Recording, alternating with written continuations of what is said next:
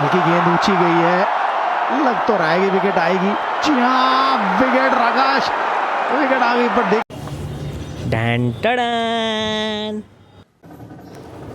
तर मित्रांनो, कालची मॅच बघितली का, MI वर्सेस किंग 11.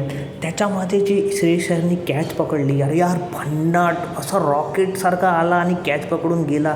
ती पण पासिंग कॅच, म्हणजे पकडला आणि टायमिंगच नव्हता, 1 सेकंदाचा फरक आणि त्यांनी डायरेक्ट पास केली. यार भन्नाट, यार काय कॅच होती, अप्रतिम. आणि ह्याच्यावर की एवढे सीझन झाले IPLचे, त्याच्यामध्ये अशी कॅच मी कधीच बघितली नाही. Solid, hats off Shreyas Iyer.